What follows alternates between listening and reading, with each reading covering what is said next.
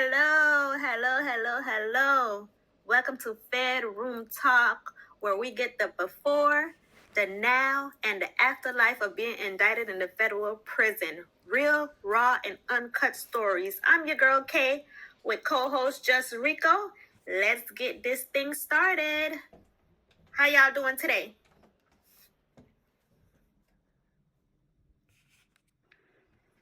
I'm doing good. How you feeling? Pretty good. This is gonna be exciting, I hope. It's always exciting. It's cold up here, man. It's been like snowing like crazy for like the past week, and I gotta go out to work tomorrow, and oh my gosh, the snow is just Well, It's a good time of the year, but I don't know about driving in it, man. well, we ain't got them type of problems down here in Florida. Let us know where y'all checking in from. Right now, I'm in Tallahassee, Florida. Where y'all at?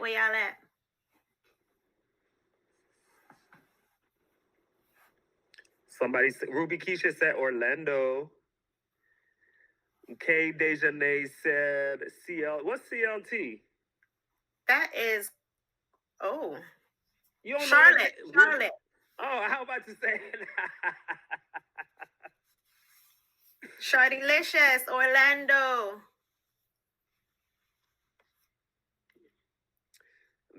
President Feds near Orlando. Okay, that's what's up. So let's get started, y'all. I am going to talk about my time at the camp. Let's just get started with the walk of shame. You know, they book you in R&D. And wait, Kizzy, no. Hey. Like, wait, you moving too fast. Like, this is like our fourth episode, right? And the past two episodes, we did two different interviews, if we want to put it in that way. The week before last, we spoke to your co-defendant, right? So I just want to know, like, how are you feeling now that we've been able to speak to other people, and how are you feeling about the conversation that I had with your co-defendant? Because I heard you was a little mad at me. I mean, because you was doing the most, you know, the host with the most. You basically was accusing me, in my opinion, of being involved in knowing what was going on, and that was not the case. So, you know, yeah, I was feeling some type of way. I get it. That's your right to feel how you feel, right? That's the purpose of the show. We create dialogue, we ask questions, but no, I was just the direction the story was going. It just seemed real different from your story, but I digress. You need to digress. And okay, so but how did you feel? How did you feel about that interview though? The interview was fine. I mean, I'm glad that he was able to get his side out. I know a lot of people left thinking that he really might set me up or something. I never felt that way, and I'm glad he got to express how he felt. Right, because there's always more than, there's your side, there's his side, and then there's the truth, I guess. But yeah, I was really glad that he was able to put into perspective some of the things that not only myself but people in like the comment section were asking about. And it definitely changed my perspective about how I was feeling, and that's kind of like the whole purpose. So I'm glad to hear that. Okay, well, we're gonna jump into what we gotta jump into right now. And Okay. yeah, let me let y'all know about this Camp Mariana, the adult daycare, the at times it was just so much. It was just so much. So I'll try to get as much in as I can. And if there is anybody on the show tonight that did their time at Camp Mariana, let us, jump in and give your feedback or whatever. But I'm just gonna start with my walk of shame from R&D to whatever the hell. So what is so for those of us that do not know, what is R&D exactly? Don't get me to lie. Anybody on here from the camp? Anybody on here that could remind me what the R and the D stand for? Because JT made a song also that was talking about R&D. It was release and discharge. But release and discharge is, well, if you was going in, then how are you getting R&D? Hold on. Receiving and discharge. K Lynch. Somebody said receiving and discharge. Yes. Thank you. Thank you, Lynch. Yes. Receiving Lynch. discharge. So I was received, and I got my flat bed and my clothes and my whatever else they give you, and I was walking through the compound, and I realized everybody was outside. I was like, they outside. They was outside, and when you reach, they'd be like, hey, they greet you, they be all nice. You know, when I first before I went, my brother-in-law was like, pick the biggest person on the compound to pick a fight with, so you can gain your respect. I ain't never had no problems with thinking that nobody was going, try me or nothing, but that's what he said. And I figured out who the biggest girl was. When I saw who that was, I said, shit, he got me messed up. She was big as hell, a Spanish girl on the other side of the dorm. And I was like, no, not even, no. Mm-mm. So, they put us in what you call a pre-COVID dorm, which was crazy.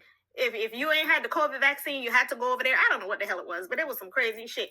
And the girls was real nice. They gave me a whole bunch of stuff because commissary wasn't open. So I got a whole bunch of goodies, shampoo, blah, blah, blah. Okay, wait. Who gave you a Okay, so what exactly was the walk of shame? Because I don't think you went into where was the shameful part of the walk The of shame? shameful part is, first of all, I'm looking ugly as hell with these ugly ass braids that my mom put in my head because you can't go with no weave. So I had some little itty bitty ass braids. My hair wasn't that long. So you shame because you shouldn't feel shame because a lot of people there, but you shame because why am I here? Like, I feel like, why am I here? So yeah, but your walk of shame is fresh meat to other people. So the people that was standing around, they was checking you out, seeing who want to snatch you up. And then you say that they giving you they giving you canteen and stuff like that. Like, who trying to buy you all and you ain't even in good yet? What's up with that? Pump your brakes, because wasn't nobody gay for the stay. None of that. Wasn't even thinking that. That was not a thought. There was just being just playing out nice. Okay? Yeah, right. Okay. You probably wasn't thinking that, but ain't nobody when you go to prison and they give you food, everybody knows, don't accept nothing from nobody because lies. If you ain't got it and you ain't about to be hungry, you ain't about to be stinking sweaty, you need deodorant. You ain't got no money right then, you're gonna take whatever you get. This ain't the state, this the feds. And I guess it's a women's prison because KM Lynch said we always put together a care package for our own kind. Wait, KM Lynch said she was at your camp. Yes, she was. KM Lynch, do you wanna get up here and speak with Kay or speak to some of the things that Kay is talking about? Because she said something's not true. So what are you talking about that's not true? Well, you want her to speak now or you want to wait till the end? Yeah, no, let her come up. Okay, so because she's commenting, so yeah, let her come up and speak to what you're speaking on. Okay, well, Lynch, send the end. How you do it? Tell her what to do. It should be something that says Oh, I got it. See it. Invite. Okay.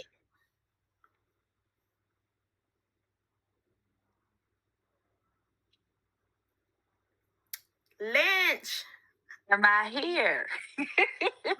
What's up? What's going on, Kay? How you doing, Rico?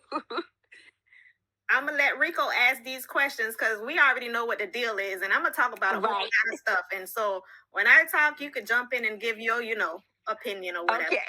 Okay. So Cam Lynch, you said two things. You said that's not true. So maybe you was talking about me trying to say that somebody was trying to snatch her up. But then Right. you also said we always put together a care package for our own. I've never really heard about that, especially Okay. when dealing with men. I've always heard like, "Hey man, don't accept nothing from nobody because they expected something in return." So y'all must do something different. So enlighten We us. do. We do.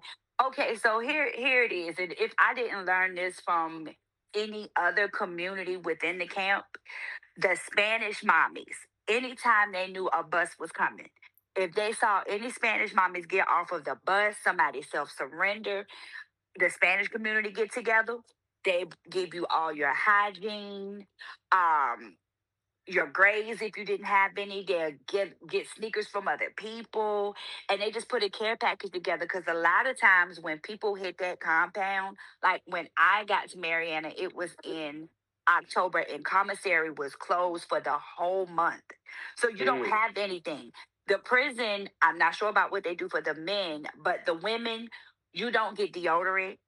You get toothpaste that's probably 2 or 3 years old. I think I got there in 2021, and my toothpaste had an expiration date of 2017. Damn. Yeah. You get one bar of state soap, which half of the time we're using that to try to wash clothes with. So like when Kay came, hey, I'm trying to think, did the other people know that you were coming? The people you knew when you got there? Did they know you were coming to Mariana? No, nobody knew I was coming. My brother's cousin was there, and he didn't tell anybody about. I mean, yeah, she asked, but he didn't tell her Okay. that I was coming to that camp. Because I was trying to think, we don't put so many care packages together for people like, whatever's on the commissary. Some people give up cup noodles. And at the time when Kay came, when you were in quarantine, it was kind of hit or miss whether you were going to do commissary or not. And then I think they took commissary down to $50. When you have a bag of coffee that's $15, you're not getting far with $50 for commissary at all. So we come in, we know the struggle. You have people coming in there with absolutely nothing. Family members don't know how to put money on their books. Fortunately for me, my husband and my friends saw me straight. Because I was kind of bounced all over everywhere. Mariana was my seventh stop. From Virginia. That was my seventh stop, which was my final destination. But luckily, my people put money on my books before I got there, and whatever I had from whatever county, it happened to, get to Mariana by the time I got there. So I had money. My family didn't have to figure out how to send it to me. But the thing is, Hold when you on get one there, second. Hold on one second, Lynch. We got some questions okay, for you. okay. Somebody's asking what were you in there for. She's gonna have her own interview, so we'll address that at another time. And then um Aled BK, I don't know if I said that right, is asking what if you look black but are not Spanish, and is Well, it a color thing or a race thing? Yeah, because you did. I was no. gonna ask that because you did go straight to Spanish mommies, and Okay, I I'm gonna do tell know you, that. if Go they ahead. look out for Yeah. each other, but the rest of the communities, like if I went to one of the Spanish mamas and said, hey, you have such and such, I'm trying to put a care packet together, I'll just say this: everybody contributed. It didn't matter the race. But I do know when somebody African black came on the compound, the black girls were the first ones to get together to pull it together. But everybody would contribute if you go and ask. It just wasn't a thing that everybody saw somebody new and the Spanish mommy gonna go pick up something for the black girl. If you ask for it, yes. But everybody pretty much took care of their own kind, and whatever we needed, we all contributed. But it was like, I would say, Kay, when you think we were more of a family, we had a few people that just didn't fit in. Well, what we, everybody positive. We had a few negative ones there, but where we were in Mariana, it was more like we took care of each other.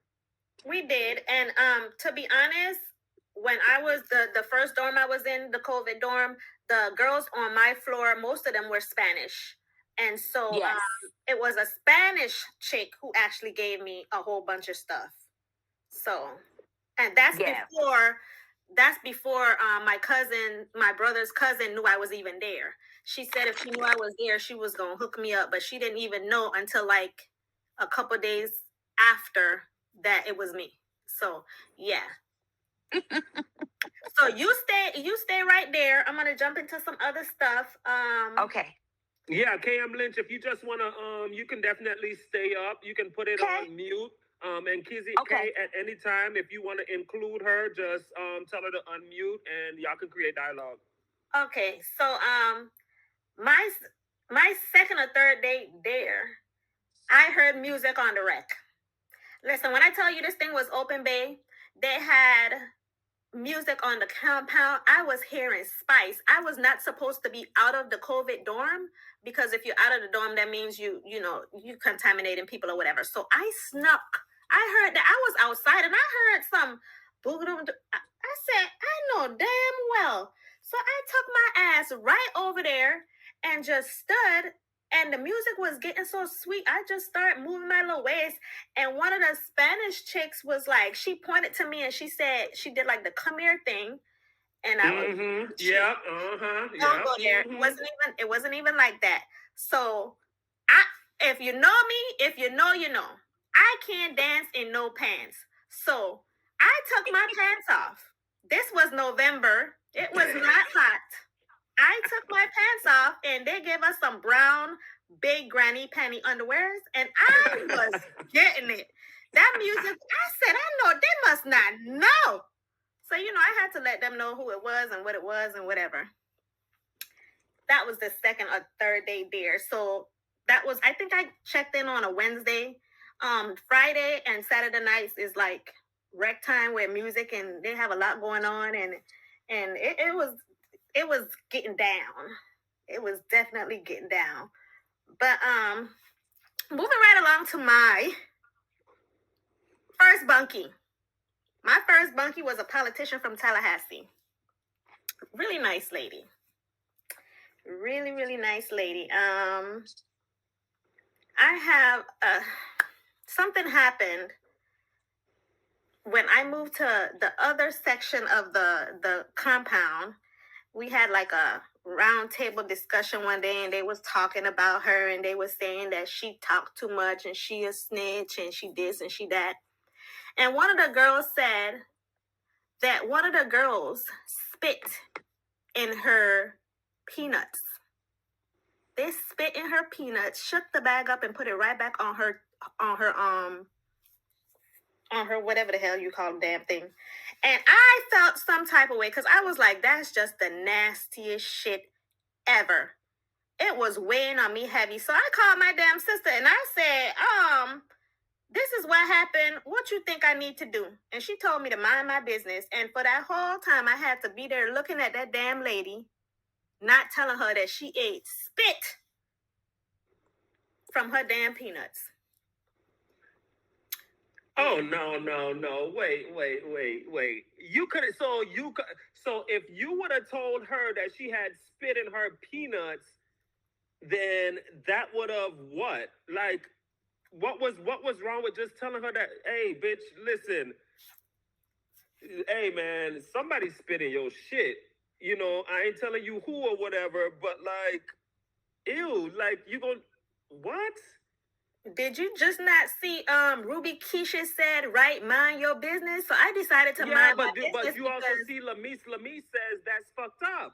So you do have different perspectives. Yes, you want to mind your own business, but it's not like you going out to snitch on the people who spit in her shit. But so you would rather watch her eat spit than just be like, man, don't eat that shit. She should know that there's some kind of code or some shit. You're right. I didn't know what to do because first of all, the person that spit in it, that was a whole stud, and I was not about to no. So J Love 243 said at times we had to mind our business. Hey, speak it like it is. Speak it like it is. So did Aled BK. Mind my business. That was great advice. Well, Prezi said that she was probably a snitch, and that's probably why they did what they did. Okay. But Okay, so regardless of whether you're a snitch or not, that's nasty. Nobody deserved that. Nobody. right. Um, um, J Love, she was also at the camp and knows exactly. I think she may know. I'm not sure. I'm not gonna put her out there and say she know. Kay Lynch, unmute and tell me what you would have done. Yeah. Okay, say that again. I got cut off when you said unmute my microphone. You tell me what you would have done, because I think I don't know.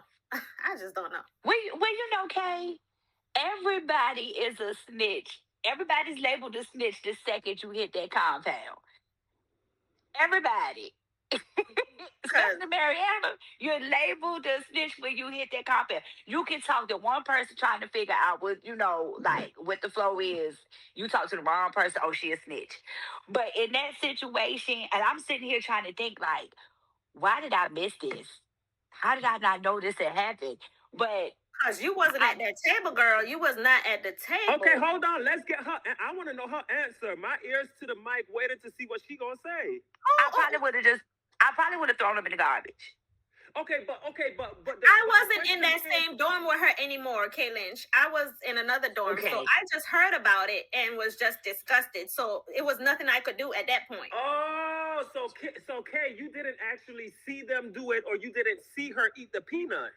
I did not, but we was at the table and they were having a conversation, and I was listening. Oh, well, that's different. Yeah, you don't run your mouth about that shit. See, what I was thinking was that they spit in her shit, and that you saw her eat the shit without telling her that it was spit in it.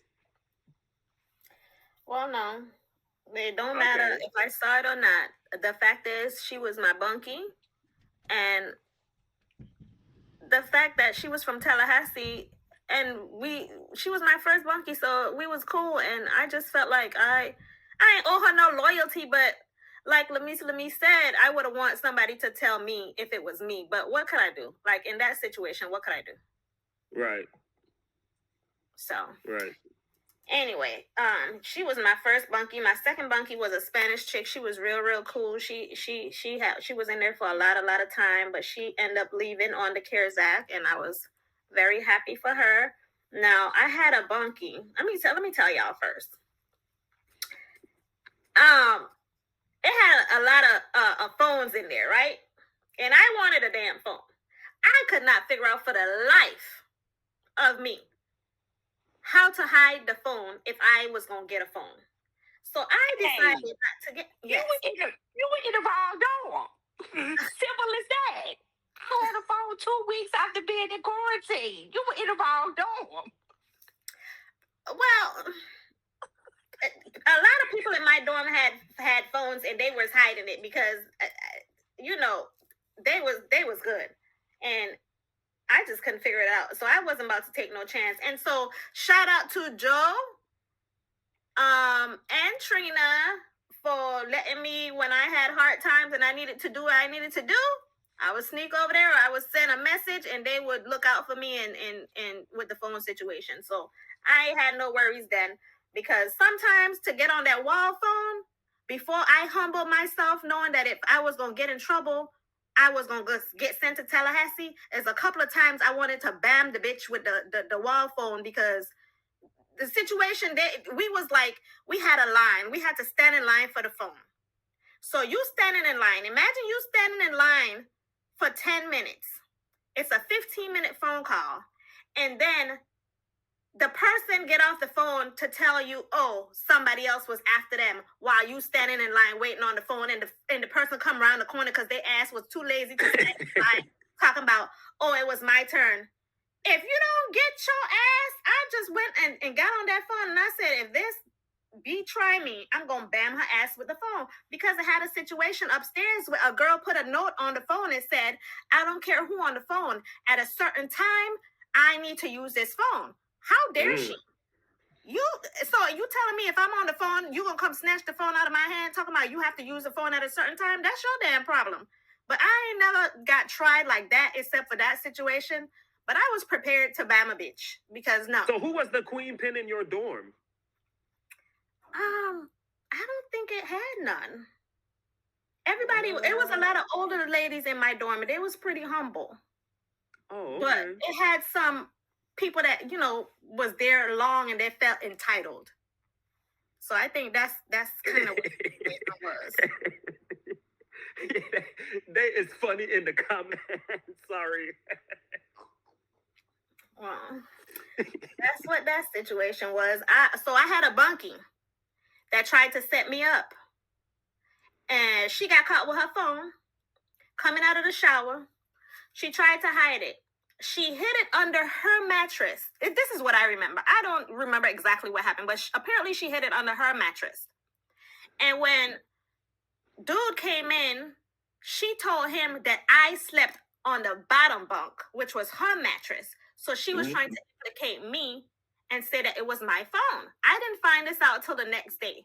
So he didn't usually when you get caught with a phone, you get taken right away. He didn't take her. She was like, I think I'm gonna be good. She didn't tell me she implicated me. She just talking to me, talking about, I think I'm gonna be good. He said that if I tell him the truth, he ain't gonna say nothing. No, and that was a damn lie. She's saying, I think I'm gonna be good. The next goddamn day, they came and got her ass. She went outside, everybody clapping. They were so damn happy she was gone because she was kind of a little troublemaker or whatever. And that's when I found out that she was trying to set me up. Kay Lynch, you remember her name? I don't. I'm trying to think. She came from, I think she came from Aliceville, little short lady with a little short haircut. She was switching units. She came from one unit to the next unit, and I guess she was getting in trouble. Okay, so Kay, so what would you have done if they wouldn't have took her away, but you found out that she tried to throw the blame on you? I wasn't gonna say shit. What was I to say? Ain't like they was taking me. You weren't gonna hit her ass in her shit or nothing like that for running her mouth and trying to snitch on or snitch you out about some shit that wasn't yours? Listen, what you need to understand is when I found out that you could get in trouble, and this is where I'm gonna get into the part where I got jumped. Yeah, well, no, I didn't get jumped. I didn't get jumped. Let me take that back. I did not get jumped where I almost got jumped. When I realized if you even break up a fight, is what they were saying, you was gonna get sent off. Hit who? I ain't hitting no damn body. And y'all know I ain't never scared. But hit? Fight? You got me messed up. I'm trying to go home. That was not gonna happen. But it ain't scary. I'm just saying. Okay, so how did you almost get jumped? Listen, so I took my ass. It's this dog program. They have a big, nice scale in the dog program. So I had gained all this damn weight. Well, I was checking my weight all the time because I came in at like 126 and I ended up being like 152. Literally. Like I was walking around the compound. They start calling me peanut butter because they say I walk like I was thick. And so I was just weighing my damn self all the damn time on the scale. So I went in there to get weighed on the scale. Not thinking it was going to be a problem because people do it all the time. But the damn girls was gatekeeping. I walked in, got on the scale, walked back out. Before I could make it down the little thing, one of the girls came out and was like, "What you took out of the dog room?" I said, "The scale." I said it like sarcastically, like you asking me what the hell could I take out of the dog room? Some damn dog food. So I felt like, don't try me. What you mean? Like you accusing me of taking something out of the damn dog room?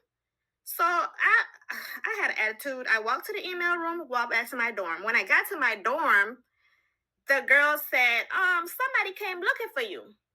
So in my head, I'm already knowing that somebody came looking for me from the other dorm to question me about why I was in the dog room.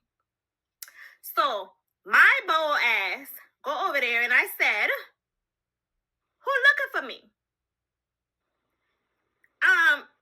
The girl that was on the phone, my homie, she was on the phone and she was like, She said her name. So I was like, shit, I don't know who that is. So I walked off.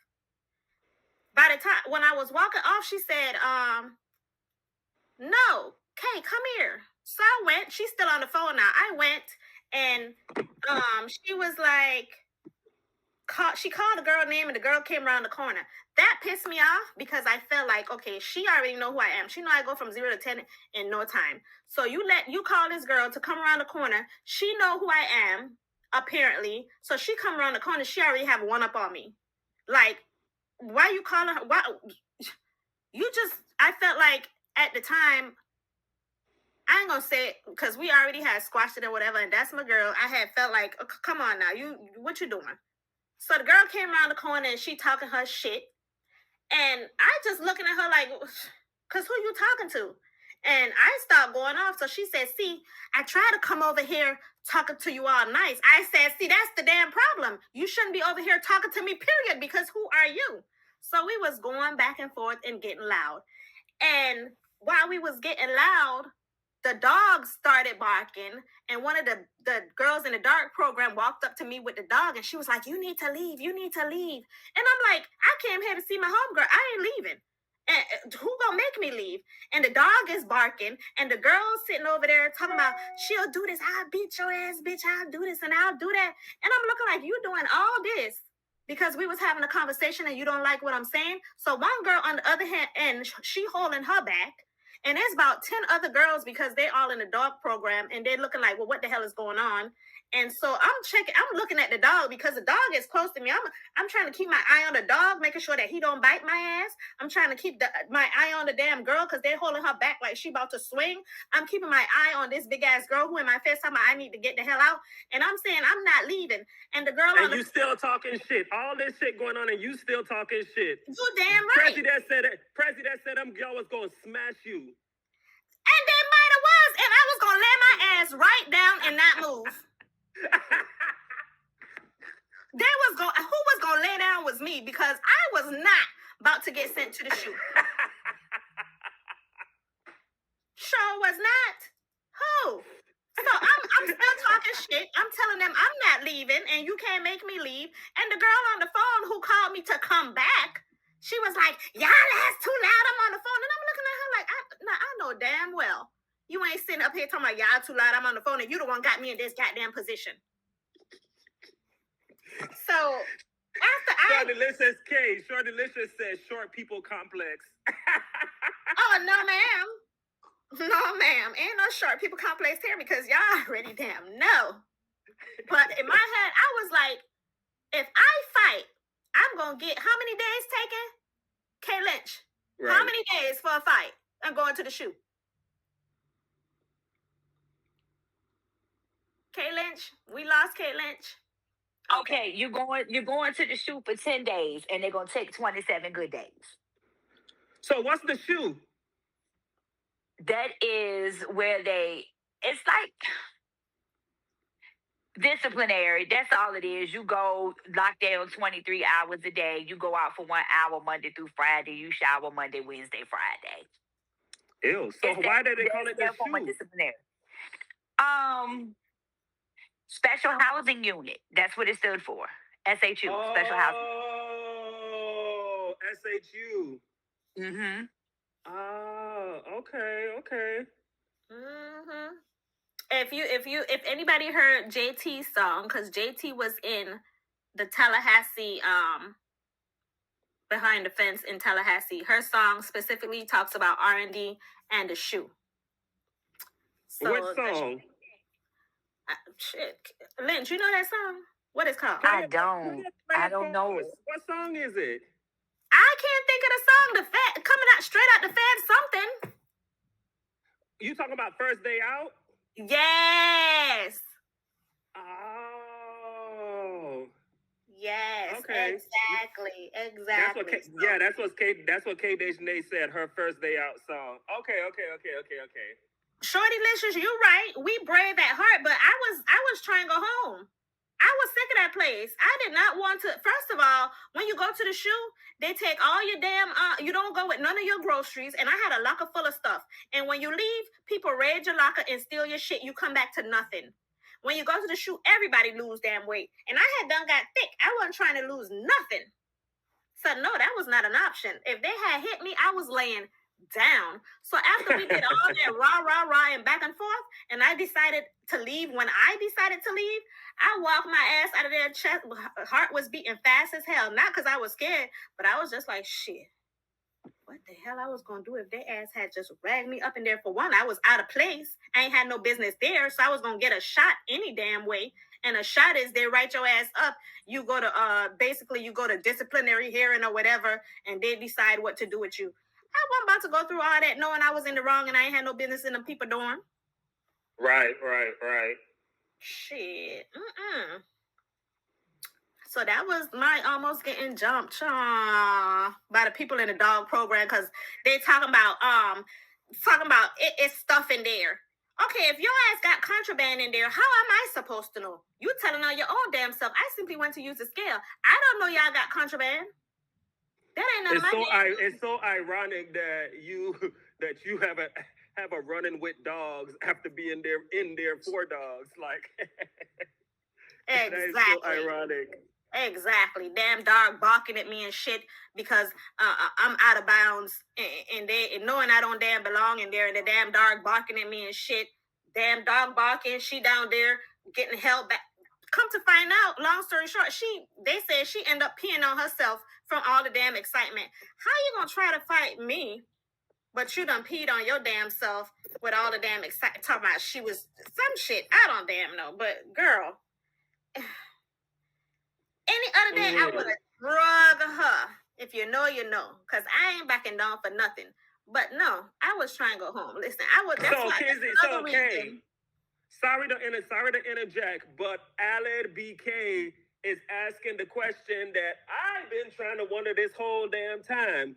Anybody try to get between your legs? I mean, I know you said you ain't about that, but the way people been calling your name and you stripping naked and stuff like that, I know people was looking at you now. No. That is a N to the O. The only thing that they would talk to me about or get slick about was they would say the way I walk. People would be like, look at, they would literally tell me to walk so they could watch me walk because they say I had a stink walk. But other than that's gay shit. You probably ain't know what's going on. That you probably ain't knew what it was, but they knew exactly what they was doing. They was playing with themselves watching you walk off. Boy, you is extra. No, absolutely Alex not. BK said that's flirting. That is not flirting. He should say, wasn't they wanting you to dance for them? So so who wanted you to dance for them? Nah, I ain't gonna lie. I was asked to dance for one of the pop studs that was in there for her birthday, and I gave her a show. Okay, Kay, you have a tendency of acting like you is all innocent now. Like Alex BK said, private dancer and shit. Like, what is going on? It wasn't at the end of the day, they said they already seen you in your granny panties. You know what? Y'all got jokes, but no, I was not gay for the state. Nobody tried me.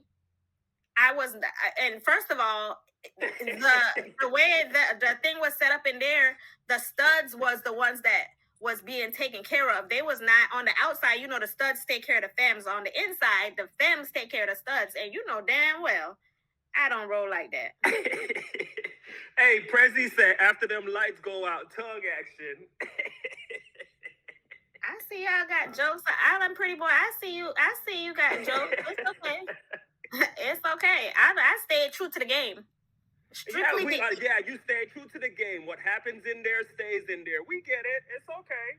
Listen, if that was the case, you think I won't get on there and tell y'all I let somebody eat my pum pum? Shit. Ruby Keisha say, can we ask the roommate? The roommate is not available. The roommate is still incarcerated. So there you go. There you go. But yeah, no, never that. So what else? I worked in this place called Unicore. I only originally signed up to work because they say you was gonna get a year off your sentence. That was a lie. That shit was a lie. They fired me because I had a calculator in my pocket, and they said I was trying to steal it. Okay, yes, I was. Ain't nobody really know. A calculator? I told everybody that I forgot the calculator in my pocket. Y'all, I lied. I was stealing the damn calculator for somebody else and got busted.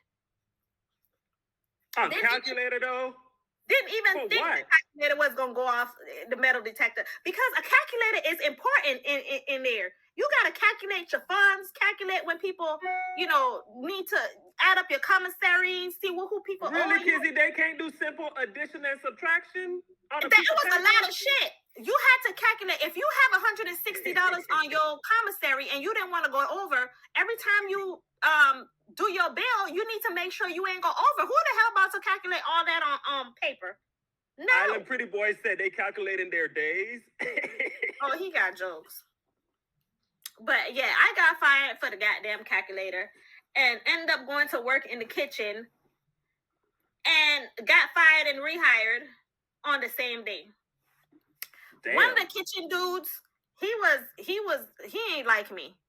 They used to make jokes that he liked me, and that's why he was picking, but that dude did not like me. And if I see you on the outside, if you ever listen to this, you know who I'm talking about. If I see you on the out, it's up, because you did the most. But I got hired and fired and hired because one girl, and I'm going to call her name, yeah, and you ain't got to block it out when you post it on YouTube. Mika, she, that damn girl. So what happened was, it was a whole bunch of Kiwis. And some of them fell. And so since it was a whole bunch, I took a whole box back to my dorm because I was about to share. Not even 5 minutes later, the damn kitchen man came to my damn dorm and confiscated my whole box. Because that heifer went and told and said, I stole the damn kiwis. So he called me on the overhead and I went and told him, I said, listen, I ain't steal the kiwis. They fell. You was going to throw them out anyway. So I might as well have just picked them up and kept them. I said, what you was going to do with them? Throw them away? I said, you got this girl coming up here telling you that I stole these damn kiwis. I ain't even steal shit. And y'all know how she is. She just be telling on folks. She need to mind her own business because she do her own damn stealing. He talking about right. So I said, I ain't gonna say nothing to her. I told the girls, I ain't gonna say nothing to her. But after I went back in the dorm, the devil had jumped in my body and I let her damn have it. I call her evil bitch and everything else under the damn sun. Because why you snitching when you do your own stuff? Right. Yeah. Well, Kay, I have a serious question from Alad BK. Did you encounter someone who did a crime that was just so unreal? Oh, yes. Let me tell y'all. I don't know if y'all remember. Y'all probably don't, but it was on the news. Oh, wait a minute. You talking about a crime? Okay, no. I know what you're talking about. So, no. I was going to tell y'all about the escape. The chick that escaped. But no, I did not encounter any. Well, no. Yes. I think there was a girl there who killed her child.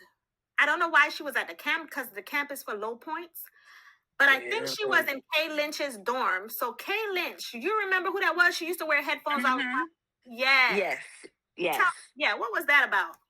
I think her daughter died from starvation. Oh. I don't know if she was getting high.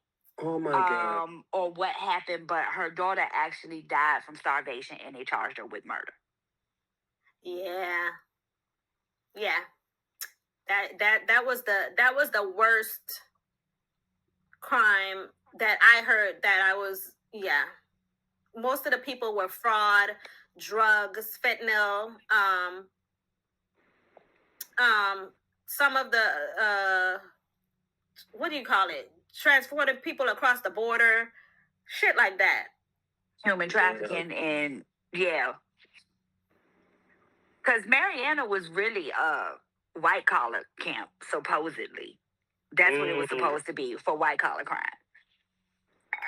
Yeah, there's a lot of that. So you had more doctors, nurses, practitioners, bank fraud, wire fraud, healthcare fraud, tax evasion. You had more of those people than you did drug people there. Mm-hmm. Damn. Yeah. It was a lady there in my dorm that was actually on what is that show called? You know what I'm talking about? American American Greed. Greed. She was on American Greed. Had For the what? chance to go home several times and refused.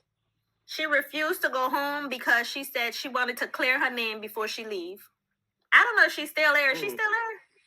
She is. Wow. But that's that's one of the difficult things that I would really love to speak to somebody to expound on, because I was just watching, and this was just a little random video the other day where an influencer, he was just bailing people out of jail, and he bailed this guy out of jail, and the guy got out and he's like, "Man, I ain't got nowhere to go. Send me back in there." So, have you all ever ran into anyone who didn't want to leave because they just didn't have anywhere to go, or they were afraid, or didn't think that they would know how to cope with being out? You know what, Lynch? I think I heard that she might not had had anywhere to go. The one that took off running. The American Greed lady. American Greed. Oh yes, that's what I heard too. And she also said being on home confinement and all that stuff is just not what it's cracked up to be. I mean, I was on home confinement, but my home confinement was easy. I have I don't know if you were there, Kay, but we had like 2 or 3 people to come back and they violated because they did not have things set up for when they got home. They violated to come back to the camp. Damn. Oh wow. Yeah, I wasn't there. No. That's unfortunate. She was an older lady too, but no, that was that we not, no big crimes. Definitely a lot of fraud. And honestly, it was a lot more when I got there. It was not that many of our color. It was a lot more Spanish than anything. But you know, when the PPP people started coming in there, that's when the black people started filling it up. That's when we started filling it up. When the PPP loans, when the task force started coming out, that's when we started filling it up. There wasn't really no Spanish people for PPP loans in there at all. Wow. At all. So okay, go ahead, Kay. I wanted to talk about the 2 things. When I got there, we had a shakedown shortly after I got there. That was my first shakedown, so I didn't know what to expect. The man came in and he said, "Y'all get the F up right now. Get out of here. Y'all got 2 minutes to get y'all blah, blah, blah, and get the hell up out of here right now." So I didn't know what the hell was going on. I was cleaning the bathroom and I ain't had time to put on no clothes, no socks. So I had to put on them damn slides and go out there in the damn cold. It was cold as hell. So I'm thinking like, ain't nobody tell me nothing. We was out there for hours while they was ransacking the place. That was the first shakedown. The second one, we didn't. I think they knew, but they didn't really know. They kind of fooled us and told us that they was wanted to talk to us about the family fun day. So a lot of the girls took their phone out of the building just in case. They figured if it was a shakedown, they wasn't going to leave their phones. Lo and behold, it was a shakedown. And so when we found out that it was a shakedown, the phones was dropping like flies. All you heard was clunk, clunk, clunk, phones, vapes, whatever they had, because they had brought it out the unit in their pockets. They just dropped it and kicked it to the damn side. And them officers was coming and grabbing it and picking them up, because they was like, it was out of nowhere. Like, and I don't think the second time, maybe one person I think got sent to the shoe. Don't remember what happened the first time, but the last time the place got raided was because we had a chick who was getting a drop. And a drop is you get all kind of shit. That's when the contraband come in. So I'm over there next to my dorm. I'm over there and I'm talking to one of my homegirls. And I just happen to see somebody. I see the damn the girl coming through the window with a big ass damn with like a trash bag, looking like Santa Claus, and she dragging it and she hauling it. And then I see the officer come bamming on the damn window, and he come running around the damn corner and fly by me. And so what was happening was she had got caught. So they caught her, they put her up to the front, and I don't know what happened when the officer must have took her eyes off of her for 5 minutes or whatever, but her ass escaped. When I tell you she was gone, she escaped. And she was kind of on the sick side. So some of the girls told that they saw her coming out the bushes. I guess she was asking for water or whatever the case may be, and she was telling somebody she needed a phone, she needed to get to the Greyhound or blah blah blah, whatever the hell happened.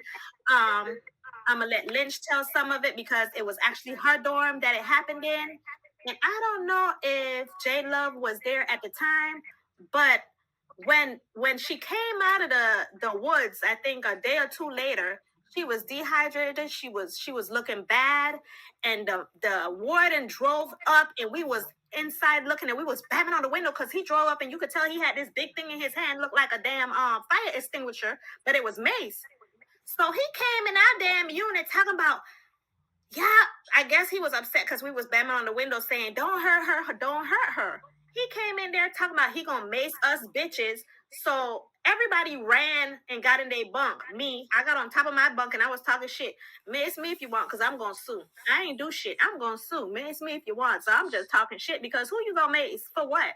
All we trying to do is help the damn girl not to get maced or not to get, further worse than what she already is. She was sick. And Yeah, she was limping. So yes, tell us about that, Lynch, because that was your dorm.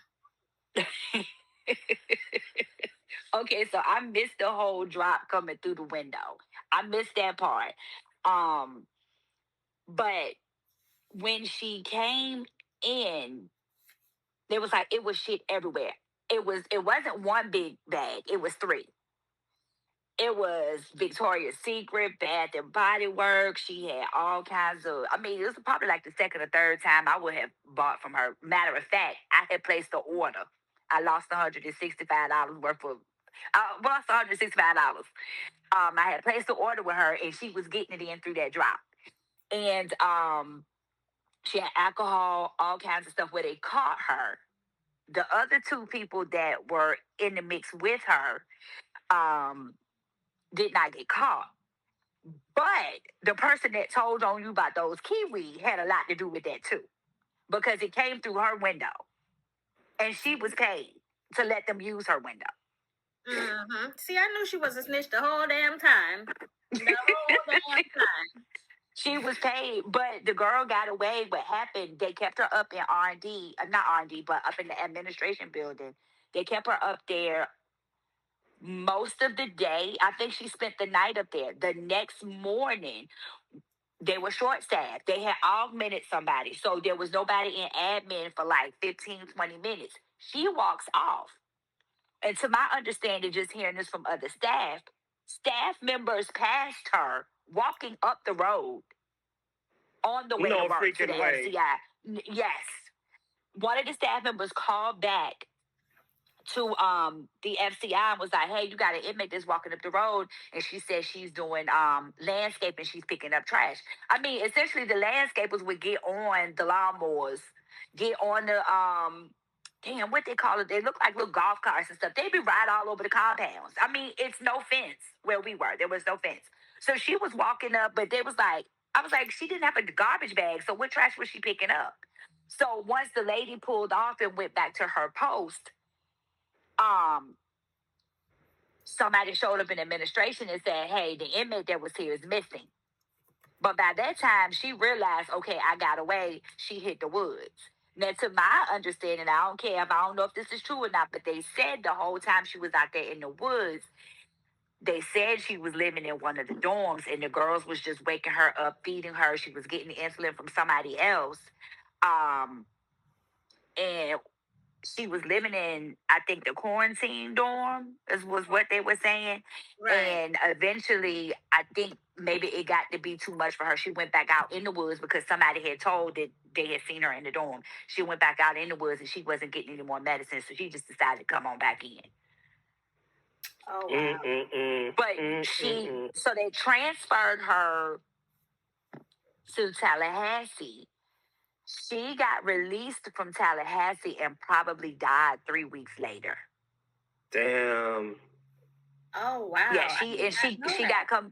she got compassionate release. Remember, Kay, when she came there, she had put her compassionate release in. I heard she But did yeah, get compassionate release, but you sure she passed away? one of the girls from Tallahassee told me she passed Oh away. wow. Oh wow. Kidney failure supposedly. Wow. I did not know that. Okay. Mm-hmm. Well, thanks for that refresher. Yes, Oh, you're definitely. welcome. Thanks for that. I want to kind of like I want to switch directions really quick, but before I do switch questions, I want to go back because Alec BK and whoever this is, you've been asking some really great and insightful questions. I want to go back just about 10 minutes where we were speaking about the lady who was in there because she murdered her child or her child passed away from starvation. But Alan BK wanted to know, do they really treat people that molest children or abuse children differently? Is there anything that either of you all have seen personally? No, not on my end. At the camp, no, because they never really make it there. I think when she came to the camp, she had already been locked up so long and she just worked her way down to being community status, so they really had no other reason to keep her behind the fence. But Right. I was in FDC Houston maybe 21 days. And when you're in, FDC stands for Federal Detention Center. When you're in the detention center and people pretty much know what you're in there for, they really do treat them different. In the detention centers, and when you go to a place like Tallahassee, when I left Houston, I ended up going to Tallahassee and stayed in the SHU, I think 100 days, because Mariana was closed for COVID. So we were just there as holdovers. The people at Tallahassee, you know who they are. Just listening to the people talk to them outside of the window in the SHU, and then they have the conversation when the people walk off. Oh yeah, she here. She's a child molester. She this, she that. This one had a sex change, and they living in this dorm. You hear everything. You know everything, and you can see that they kind of stick to themselves because everybody else knows. Oh, so did you? So you all had somebody? Did you all? What did y'all have an experience with somebody who had a sex change that was in your dorm? Either one of you? No. My dorm, no one had a sex change, but they were going through the transition. Male to female or female to male? Female to male. Okay. Now at Tallahassee, when I was in the SHU there, it was male. It was a couple of people that were going from male to female, and they were males, but on the female in the female prison. Okay. So just to touch on this really quick, it's great to hear both of your stories, Kay.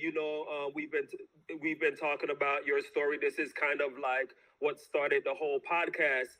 But while you were actually incarcerated and going through the issues, the ups and downs of being incarcerated, you have your loved ones that is not incarcerated, but that is kind of like dealing with the effects of your incarceration.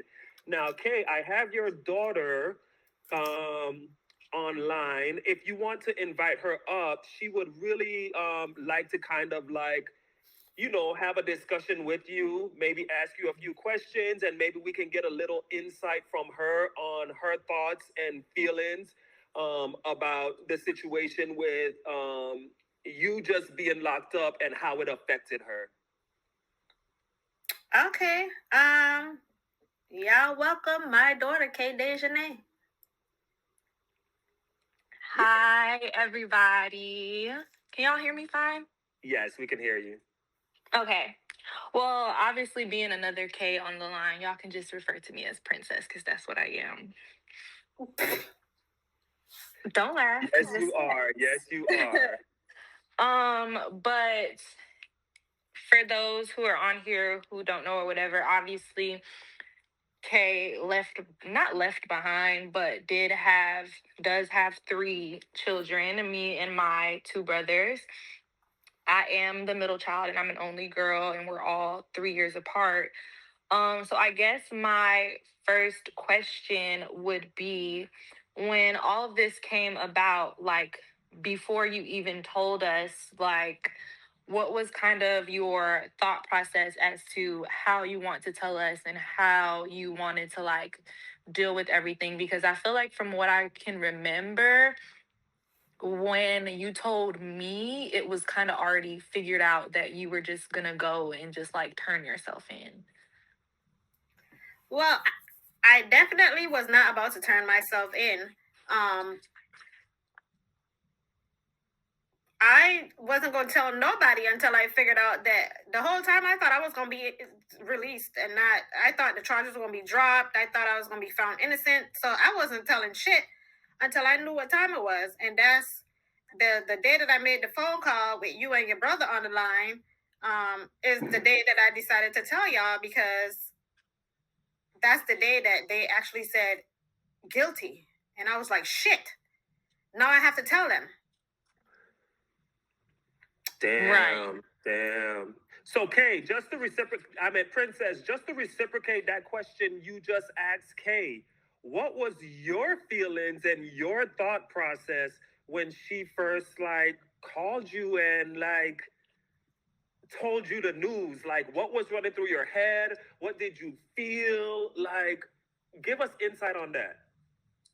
Honestly, for me, it was kind of shocking, but I wouldn't say like shocking in the sense that like I was like disappointed or anything. I kind of felt like she just said, she called us after it was like guilty.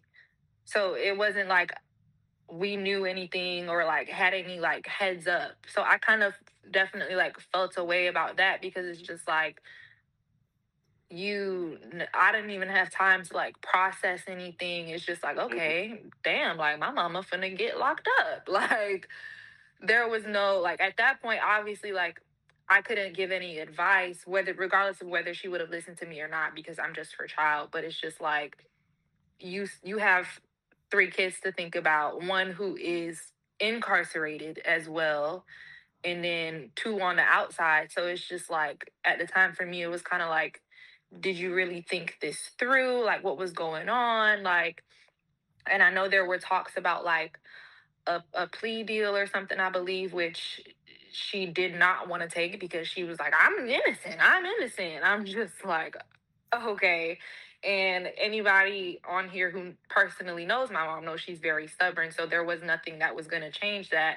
So for me, it was just kind of like, I kind of felt like blindsided, because I was like, it was kind of crazy. And I believe like leading up to that, like we weren't really talking much for other reasons. So Yeah. it was just like, okay, so now this. And I'm in college, so I'm just like, okay, like I'm already away from my family, and then this happens, and being in college and being away from your family is already something that was hard for me to deal with, because I'm a very family oriented person, and when things happen, I prefer to be like closer. And so like for me, the first thing I thought of was like my little brother, because I know how close him and my mom are and how dependent he is on her. So I was just like, damn, like, did you really like think this through at all? Did you feel like she was innocent? There was a lot of things going through my head, and it just didn't add up. Which is why I kind of had my questions on the first podcast, because I was just like, how did you not know? And like things like that. But her being my mom, I'm gonna take my mom's side regardless. Like if you're innocent, you're innocent. But I also feel like if you could have avoided going in there, then that's what you should have did. Regardless of whether you want to prove your innocence or not. It was just like Mm. I just felt like there was a there were bigger fish to fry than your innocence. Like it wasn't that deep for you to be so hell bent on proving your innocence. Because if it was you had been accused of murder, then it's like, okay, you have innocence to prove. But you're fighting a case like about like dogs and dog fighting and all of this stuff. Like it wasn't that deep. That's how I saw it. Like you don't have to prove anything to anyone. Because at this point, for me, it seemed like you're trying to prove to yourself more than anything. Yeah, and you're definitely entitled to your feelings and to feel that way because you were definitely affected as well. But Lamise wants to know. You stated that when I asked you if you thought she was innocent, you said that some things weren't adding up. So Lamise is like what didn't add up to you? Like I can say like from the first podcast when I don't even know the numbers, so correct me if I'm wrong, but like she believes that there were a certain amount of dogs and the mailman went around and turned out it was 27. I just personally feel like if the mailman can hear dogs barking and you stay here for however long or you're only there for a certain amount of time during the day or whatever, how could you have possibly not heard anything? I didn't say like why didn't you go looking around? I ain't say I ain't hear nothing. The mailman nosy ass drove through the property and saw dogs on the other side. I ain't go looking around because I ain't had time to go look around. I worked 7 days a week and came home almost when it was damn dark. Who about to go look around? Look for what? I went by what I seen and what my co-defendant told me. Going to Ruby Keisha's comment, because that's exactly literally what I was about to say. Did you feel like you didn't have the time to look around, or you just didn't care to look around and didn't want to be bothered with it? I didn't have time and I didn't care because whatever it was, like he said when he did his interview, it was his to take care of. So I wasn't trying. That's not my responsibility. But clearly the judge felt like it was because it was my property, but it wasn't my responsibility. And like nothing was being done illegal. So I mean, you have dogs on your property, nothing's being done illegal, but because they pit bulls, they want to report you. Mm-hmm. And so, Kaya, I think, Kaya, you have a lot of the questions Princess. that you're asking is, I meant, yes, Princess. A lot of Thank the you. questions that you are, asking is very legit. It's very valid. Those were some of the questions I, as well as some of the people in the comments had. I think you missed the second podcast where her co-defendant actually went on and he kind of like rounded things out for us. So whenever you have a time, if you want to get a little bit more insight about, those questions that was running through your mind at that time, I would definitely say listen to episode 2, and it'll definitely give you a little bit of clarity. I do want to ask you. I'm sorry.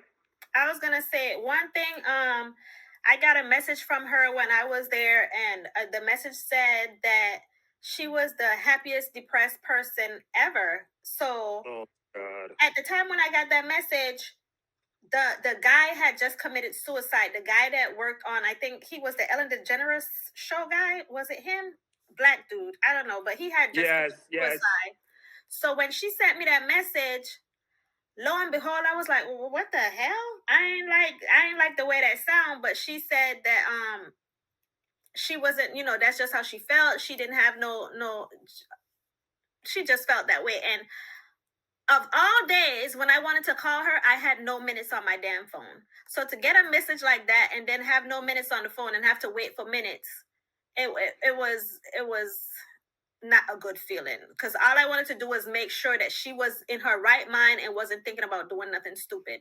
So those are the type of things that when you have kids on the outside, like I wasn't really worried about her because she's the my most responsible child. I was more worried about my oldest, who was also incarcerated with me, and he is in state. So he had a lot going on. I was told while I was there that he was diagnosed legally blind and stuff like that. So I was more concerned about him. I see somebody ask that, about praying. I pray every day. So you know how some people get to jail and then they want to start praying and asking God for this and praying to get out and hoping to get out early. That wasn't me. I was a prayer before I even got there. So um that wasn't an issue for me. What helped me cope? What helped me? I think that's a K. I think that's actually a question from Island Pretty Boy. That's actually a question for Princess. Oh, okay. Yeah, and that's what I was about to ask her, Princess. So Island Pretty Boy wants to know what helped you cope with her entire incarceration period. Obviously, you were going through your feelings and things like that, which led you to send your mom the message that you sent her, and that has to be like heartbreaking. Number one, for you to have to send that, and number two, Kay, for you to actually have to read that. So, what actually helped you cope, Princess? Honestly, and she probably don't even know this, but my aunt helped me unknowingly a lot through that process. Um, because in the beginning of COVID, my college campus closed down. So I actually went to Orlando for during that time period while my college campus closed down, and I was like finishing school that way. So during this time, while my mom was incarcerated, I spent a lot of time in Orlando and around my aunt and cousins, and we just became a lot closer. We've always been close. My aunt has always been pretty prevalent in my life, along with the rest of my family members. But she became, I can say, more like a mother to me because at the time, I don't want to say like I didn't have one, but like my mom wasn't available. If I needed anything or needed somebody to talk to or wanted to talk about guys or whatever, like I couldn't talk to my mom about that. So my aunt kind of became that type of person for me, and that's why we have such a close relationship now. Because that's my girl. Like that's my girl for sure. Um, and so like me even like being in her home, I knew that if anything was to happen and I needed to just like get a break, like I could go there. And so like having that authority figure who felt like a mother to me is honestly what got me through it. And of course praying. Like I pray every day. I pray when I wake up in the morning before I go to bed at night. And I used to say, God, just please watch over my mom while she's there. Like if she can get out by the grace of God, Lord, just get her out, get her home safe. And even the same thing for my brother. When my brother is and times again whenever he's in there, I'm always praying like make sure he's safe, send your angels down, please be with him. So I don't think praying brought me any closer to God or it really helped me through the situation. It was really my relationship with my aunt.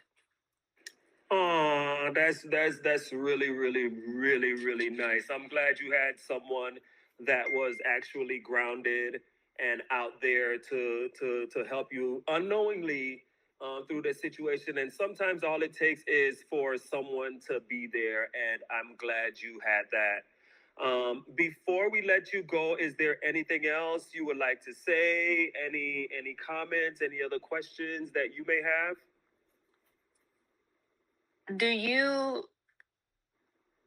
regret like just regret like trying to fight the case and leaving your kids behind, like possibly now knowing how it might have affected them, like obviously getting that message from me, like do you look at it differently? Do you feel like you would have not fought the case and just let it be what it was, or like how do you feel about that?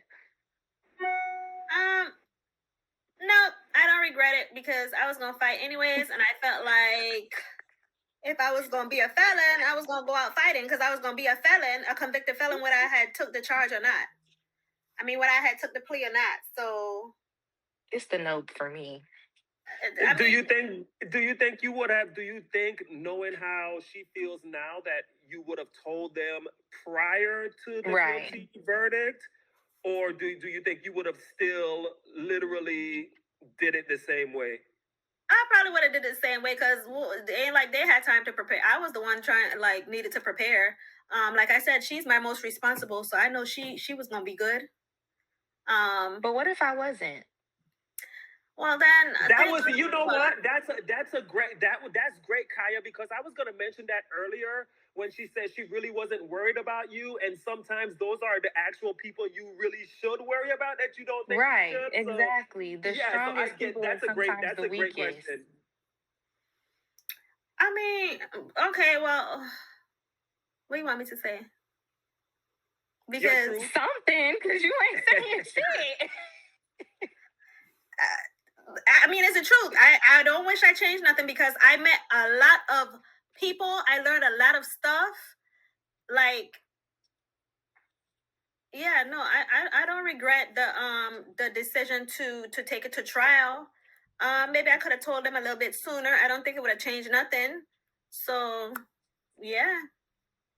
But like we were saying, like, what if there was something to worry about? Like, how would that have made you feel? Because you feel like you didn't have to worry. But Well, like, something to worry obviously, about, after getting my message and saying I was the happiest depressed person alive, like that's the only time tough I was worried. things to. Exactly, you should have been worried from that point on, in my opinion. That's what I'm saying. I was worried after that, and that was the only time I was worried. But before that, I wasn't worried because I didn't know you was feeling that way, and I know you always outside, but you never know what somebody That's mental a coping is. mechanism. So, but yeah, it's okay, girl. Yeah, it's okay. I mean, whatever. I mean, like I said, like, even before it happened, like, from what I can remember, like, we wasn't on the best of terms over some petty stuff about like a dog. So like, for that to happen, I remember Keish asking me, like, did you call your mother and wish her Merry Christmas and Happy New Year? I said no. She called me. And then months later, like, that was to happen. So like, did stuff like that even like come into consideration, like what your relationship with your kids was like during this time, or like how it could have affected your relationship? Like, your youngest child is very codependent on you, like how that could have possibly affected him. I was not worried about y'all. Yeah, That's like the problem. Okay, come on. Like, what you want me to say? Empathy. Damn. Like empathy, for real. Like, where is it? There's none. Like, I had my own stuff going on. I was about to go to jail. Ain't nobody got time to be worrying about other people when you about to go to jail. We ain't other people. We your kids. Okay, well, I was worried about me first and y'all later. The only person, I ain't gonna lie, if y'all want the truth, the only person I was worried about was the oldest son, because he was dependent on me for a lot of stuff. So I was more worried about him than anything else. Who was gonna look out for him when I was gone? So now, I mean, you placed your worry where you felt like it needed to be placed at the time. So exactly. I guess I can't fault you for. I And guess I can't you fault know, you for and you that. know your brother. So at the end of the day, you know. I mean, yeah, I know him, but that doesn't disregard how that made me feel. Like, now knowing like you wasn't even worried about me. Well, thankfully I had Keish, because if it wasn't COVID and I was still in school and I was by myself, like, I probably would have dealt with that completely differently. Well, thank God for her. Thanks, sis. Well, bye. Okay, so let's actually lighten this up a little bit, and I want to KM Lynch. I know you've been sitting online.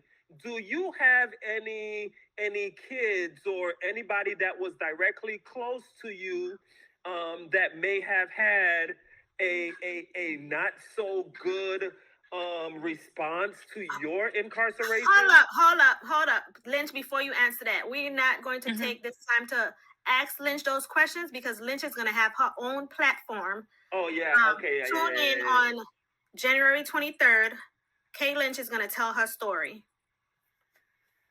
Okay. You like leaving us with these? Yes. So I would like to thank everybody for joining us today. Next week we will have someone on who's currently incarcerated with a RICO charge that 23 years sentence. So no, actually it's actually a 17-year sentence. This guy got a RICO conspiracy charge. He was a part of pause, Rico. We're not going to talk about that until he get on to talk about it. Okay. Don't I was just giving them a little insight into next week. They don't get no insight yet. Yikes. They don't get no insight. They have to come back to get the insight. So guys, I am so grateful for y'all tuning in. Like I said, we're gonna end this episode today. I thank y'all for joining us. Remember to live in your truth. No matter your past, you have the power to create a brighter future. Stay strong, stay positive, and let's make a difference together. Until next time, take care. See y'all next Thursday at 6 p.m. Period.